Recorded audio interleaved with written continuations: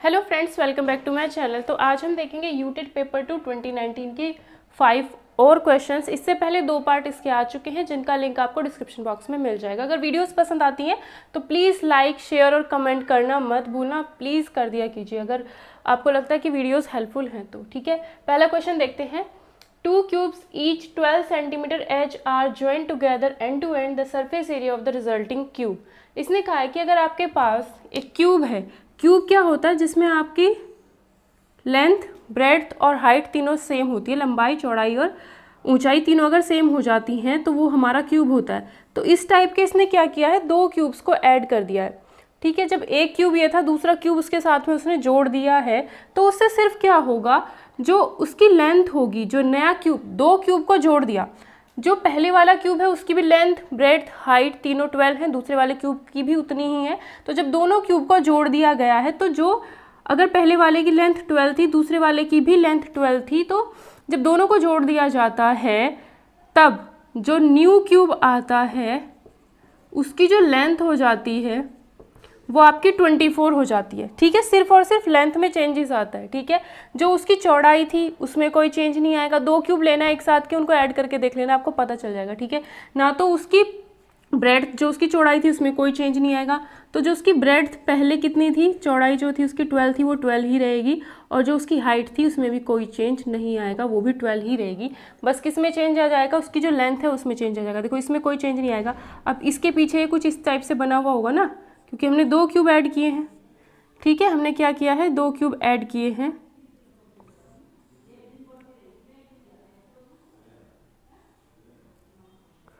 हमने 2 cube add किए हैं।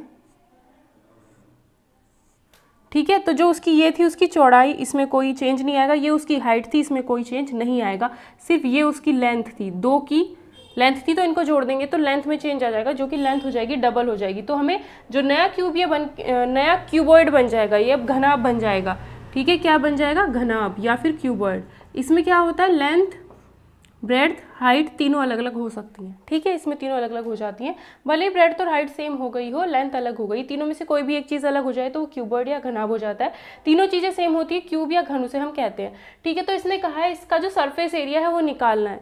ठीक है, अब आपको पता होगा कि इसके टोटल फेस कितने होंगे। अगर कोई रूम है, रूम के जैसा ये हो जाएगा। ठीक है, बस ये थोड़ा लेंथ में ज़्यादा हो जाएगा। तो इसके टोटल कितने फेस होते हैं, 6 फेस होते हैं। ठीक है, कितने फेस होते हैं, 6। टोटल फेस इसके 6 होते हैं। अब हमें इन 6 फेसेस का एरिया निकालना है। तो 6 फेसेस का जो एरिया इसका होता है, घनाभ के एरिया का फॉर्मूला क्या होता है, 2 × LB + BH + HL। 2 × LB + BH + HL। Length हमें कितनी दे रखी है, 24। 2 × यहाँ पर आएगा 24, ब्रेड्थ इसकी 12 है, प्लस ब्रेड्थ इसकी 12 है, हाइट भी 12 है, हाइट 12 है, लेंथ 24 है। ठीक है, तो ये कितना हो जाएगा, 12 × 4 = 48, 12 दूनी 24, 24 और 4 हो जाएगा आपका 28। इतना ही ये हो जाएगा 288, और 12 × 12 144 होता है। तो 2 से इसे मल्टीप्लाई कर देंगे, ऐड करके ये आएगा 8 और 4 12, 8 और 8 16, 16 4 होते हैं आपके 20, 20 400, ये हो गया 500, 600, 660, 660 और 40 हो जाएंगे आपके 700, 716, 720। तो ये आ जाएगा आपका 2 × 720। ठीक है, 72 दूनी हो जाता है 144। तो इसका आंसर आपका ये आ जाएगा। ठीक है, तो ये छोटा सा क्वेश्चन था, बहुत ही सिंपल क्वेश्चन है। बस हमें थोड़ा सा देखना होता है कि थोड़ा इमेजिन, ये है मेंसुरेशन का चैप्टर। ठीक है, मेंसुरेशन में से क्वेश्चन आया हुआ है। इस टाइप के क्वेश्चन, मेंसुरेशन अगर आपका बेसिक अच्छे से क्लियर है तो ये क्वेश्चन आराम से हो सकते हैं। मेंसुरेशन की कंप्लीट प्लेलिस्ट आपको डिस्क्रिप्शन बॉक्स में मिल जाएगी, तो आप वहाँ से कंप्लीट पढ़ सकते हो। ठीक है, तो नेक्स्ट क्वेश्चन देखते हैं, एलसीएम से रिलेटेड है। इसने कहा है 10xy, 12xy और 15xz का हमें एलसीएम निकालना है। ठीक है, ये yz है यहाँ पर।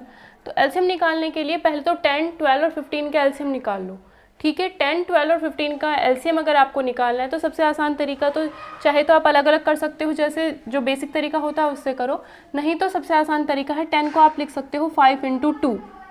अब 12 है, 12 को क्या लिखोगे, 6 × 2 12 को लिखोगे। ये 2 जो है ऑलरेडी इसके अंदर है, 6 नहीं है तो 6 से मल्टीप्लाई कर दो। 15 को आप लिख सकते हो 5 × 3, तो 5 तो ऑलरेडी इसके अंदर है, 3 6 के अंदर ऑलरेडी है, तो यानी हमें लिखने की ज़रूरत नहीं है 15 को, तो ये हो गया। इसको आप सॉल्व करोगे तो ये हो जाएगा 60। ठीक है, तो 60 वाला ऑप्शन हमारा होगा आंसर। तो ये 3 ऑप्शन में 60 है। उसके बाद ये देखना है x, अब xy था तो हमने इसके साथ xy लिख दिया। ठीक है, अब यहाँ पर क्या है yz, तो y तो हमारे पास है, ठीक है, लेकिन z नहीं है तो z हमने लिख दिया। जो पहले से हमारे पास रहता है उसे रखो, लेकिन जो हमारे पास देखो y पहले से था तो हमने रखा रहने दिया, लेकिन z नहीं था तो z की कमी थी तो z को रख लिया। अब z और x है, z भी हमारे पास है, x भी हमारे पास है, तो अब किसी की ज़रूरत नहीं है, तो इसका एलसीएम हमारा 60 XYZ हो जाएगा। ठीक है, नेक्स्ट क्वेश्चन ज्योमेट्री से रिलेटेड है। ज्योमेट्री की भी कुछ वीडियोस आपको प्लेलिस्ट में मिल जाएगी, आप चाहो तो देख सकते हो। ठीक है, और भाई प्लीज़ लाइक और कमेंट करना मत भूलना। अगर वीडियोस आपको लगते कि हाँ हेल्पफुल हैं, शेयर भी प्लीज़ कर दिया कीजिए। ठीक है, find the value of x। अब इसमें क्या प्रॉपर्टी आपकी लगेगी, किसी भी ट्राइंगल के 3 एंगल्स होते हैं, किसी भी त्रिभुज के 3 कोण होते हैं, 1 2 3।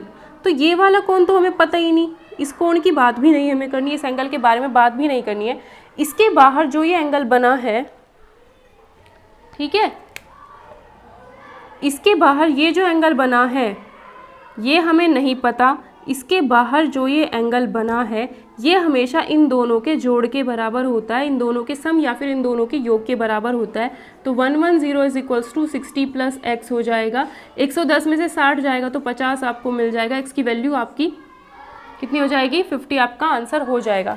होता क्या है इसमें, देखो बता देती हूँ इसका कॉन्सेप्ट। होता क्या है कि अगर आप कोई भी ट्रायंगल बनाते हो, ठीक है, उसकी किसी भी एक साइड को, इसको अगर आप आगे बढ़ा देते हो तो यहाँ पर जो ये एंगल बनता है वो हमेशा इस वाले को छोड़कर, मतलब इसके पास में तो ये बनना है ना, इसको छोड़ करके बाकी दो जो ये बनते हैं इन दोनों के सम के बराबर होता है। ठीक है, तो यही कॉन्सेप्ट हमने इसमें यूज़ किया है। अगर हम इस साइड को आगे बढ़ाएंगे तो यहाँ पर जो ये एंगल बनेगा इसके पास वाले को छोड़ करके इसके और इसके दोनों के, इन दोनों को जोड़ करके वही वैल्यू मिलेगी जो यहाँ पर मिलेगी। ठीक है, तो इसको हम कहते हैं एक्सटीरियर एंगल या फिर बाह्य कोण। ठीक है, तो वही प्रॉपर्टी हमने यहाँ पर ज्योमेट्री की यूज़ की है। Next question number 104, if 12 man can do a work in 20 days, यदि 12 आदमी किसी काम को 20 दिन में करते हैं तो होता क्या है। बहुत ही आसान सा क्वेश्चन है। हमें इसमें करना क्या होता है, कितने आदमी हैं 12, कितने दिन में काम करेंगे 20 दिन में, इज इक्वल्स टू, तो टोटल वर्क किया जाता है। ठीक है, 12 आदमी 20 दिन में किसी काम को करते हैं तो जितना काम किया जाएगा वो 12 गुना 20 हो जाएगा। यानी जितने आदमी हैं जितने दिन में काम खत्म होता है दोनों की गुना कर दो तो पता चल जाएगा कितना काम होगा। इन हाउ मैनी डेज, अब हमें पता नहीं कि कितने दिन में, तो हमने मान लिया डेज को डी, हमने माना डी दिन में विल द वर्क, जो ये काम है कंप्लीट हो जाएगा 15 आदमी के द्वारा, 15 मैन। तो सेम चीज़ नहीं हो गया कि भाई 12 आदमी किसी काम को 20 दिन में करते हैं तो टोटल काम हमें पता चल चुका है, उसी काम को करना है। अब इसी काम को डी आदमी 15 दिन में करते हैं तो दोनों की वैल्यू बराबर ही तो आएगी। यहाँ से बस डी की वैल्यू फाइंड कर लो तो आंसर आ जाएगा। ये जाएगा 5 दिया 15, 5 चौक 20, 3 से 12 कटेगा 4 बार, 4 चौक 16, तो डी की वैल्यू आ जाएगी 16। ठीक है, ये 15 जो हो जाएगा इसके नीचे आ जाएगा, फिर काट पीट के डी की वैल्यू 16। 12 आदमी 20 दिन में जितना काम करते हैं 15 आदमी 16 दिन में उतना ही काम करेंगे। अब नेक्स्ट क्वेश्चन क्या है, the sum of even numbers. इससे पहले जो थे वो पेडागॉजी के क्वेश्चन थे जो मैंने छोड़ दिया। ठीक है, क्योंकि पेडागॉजी में नहीं कराती हूँ, बाद में देख लेंगे कभी पेडागॉजी का अगर मेरा सीन बना तो। The sum of even numbers from 1 to 40, 1 से लेके 40 तक के जितने भी इवन नंबर्स हैं या फिर सम संख्याएं। इवन नंबर या सम संख्याएं वो होती हैं जैसे 2, 4, 8, 6, 10 जो 2 से कम्प्लीटली डिवाइड हो जाएं, 2 से पूरी पूरी भाग हो जाएं। तो इसने पूछा है 1 से 40 तक की सम संख्याएं। अब 1 तो सम संख्या होता नहीं, इससे नेक्स्ट नंबर 2 आता है, वो एक सम संख्या है। 3 नहीं होता फिर 4 आएगा, 5 नहीं होता फिर 6 आएगा। तो 2, 4, 6, 8, 10 इस तरीके से करते करते 40 तक जाना है। ठीक है, हम 40 तक इसलिए जाएंगे, अगर ये कहता है हम 40 तक इसलिए जा रहे हैं, यहाँ पर 40 इसलिए लिखा गया है, ये चीज़ अच्छे से समझ लेना। अगर कहता बिटवीन 1 and 20, इंग्लिश में भी ये चीज़ होती है, बिटवीन के साथ एंड का पेयर बनाते हैं। ठीक है, फ्रॉम के साथ 2 का पेयर बनता है। अगर कहता बिटवीन 1 to 40 तो हम 2, 4, 6, 38 तक जाते। 40 तक नहीं जाना था तब, अगर ये बिटवीन 1 एंड 40 कहता है, इसने कहा है फ्रॉम 1 to 20, 1 से लेके 40 तक, तो 1 से लेके 40 तक अगर जाना है तो फ्रॉम अगर आ गया तो 40 तक आपको जाना ही जाना पड़ेगा। अगर बिटवीन होता तो फिर 1 से 40 के बीच बीच के ही नंबर लेने थे, और वो जो कि इवन नंबर्स हो। ठीक है, इसने कहा है 1 से 40 तक जाना है। अब 1 से तो हम तब शुरुआत करते हैं अगर 1 जो होता इवन नंबर होता। 40 तक इसलिए पहुँच गए क्योंकि 40 एक इवन नंबर है। ठीक है, बिटवीन वाले केस में नहीं जाना था। फिर 1 से लेके 38 तक ही हम लिखते, 2 से स्टार्ट करके 38 तक के नंबर से लिखते। इनका सम बताना है तो इन्हें जोड़ दो। जोड़ोगे कैसे? अब जोड़ने के लिए बस यही चीज़ चेक करो, 4 में से 2 गया 2, 6 और 4 का डिफरेंस फिर से 2, तो हर जगह जो डिफरेंस आएगा वो 2 का डिफरेंस आएगा। तो अगर जो आपका डिफरेंस सेम आ जाता है, कॉमन डिफरेंस सेम आ जाता है जो कि 2 है, तो हम ए पी यूज़ करेंगे, जो अभी हमने लास्ट क्वेश्चन में यूज़ की थी। तो इसको हम लिखते हैं ए, जो कि पहला नंबर है। ठीक है, डी जो कि कॉमन डिफरेंस आपका 2 हो गया। ए एन मतलब जो सबसे लास्ट में होता है 40 है। तो यहाँ पर हम कैसे सॉल्व करेंगे इसको? A N equal to A plus N minus 1 into D. Videos भाई लाइक और कमेंट कर दिया करो अगर ठीक ठाक लगती हैं तो। ठीक है, उसमें तो कंजूसी मत करो। ए एन की वैल्यू कितनी है? 40। ए का मतलब 2 है, प्लस एन मतलब जितने ये नंबर आएंगे यहाँ से यहाँ तक के। ठीक है, एन मतलब जितने यहाँ से यहाँ तक के नंबर आएंगे। वैसे इस क्वेश्चन को हम दूसरे तरीके से भी कर सकते हैं। यहाँ से तो हमें सिर्फ पता चलेगा कि नंबर ऑफ टर्म्स कितनी आएंगे, उसके बाद सम का फॉर्मूला हमें यूज़ करना पड़ेगा, लेकिन हम इसे दूसरे तरीके से कर सकते हैं। देखो दूसरे तरीके से हम कैसे करेंगे, ये तरीका छोड़ दो क्योंकि इसमें पड़ेगा बहुत लेंथी प्रोसीजर। ठीक है, हम क्या करते हैं, इसमें से 2 कॉमन ले लेते हैं। जैसे ही हम इसमें से 2 कॉमन लेंगे, यहाँ क्या बचेगा 1, यहाँ क्या बचेगा 2। भाई 4 को क्या लिख सकते हो 2 इंटू 2, तो ये वाला 2 तो बाहर आ गया, सिर्फ एक 2 यहाँ पर बचेगा। इसी तरीके से 6 में से अगर 2 बाहर ले लिया, 6 को लिखोगे 2 इंटू 3, 2 इंटू 3 में से 2 बाहर आ गया तो ये आ गया 3। ऐसे करते करते 40 को आप 2 इंटू 20 लिख सकते हो, 20 रख दो यहाँ पर, ये 2 जो है हमने बाहर लिख लिया। तो ये हो गया हमारा। ठीक है, अब 2 इसका जो सम निकालना है, 2 इंटू 1 से लेके 20 तक के सम ऑफ नेचुरल नंबर है ये। 1 2 3 4 5 6 7 8 अगर नेचुरल नंबर यानी प्राकृतिक संख्याओं का योग या नेचुरल नंबर्स का सम पूछा जाए तो उसका फॉर्मूला डायरेक्ट होता है। एक वीडियो में मैंने ये चीज़ बताई थी। ठीक है, स्क्वायर 2 फॉर्मूले और बताए थे इसके साथ, अगर आपने वो वीडियो नहीं देखी तो उसे देख लेना। ठीक है, सारी वीडियोस देखो प्रीवियस जितने भी क्वेश्चन की है।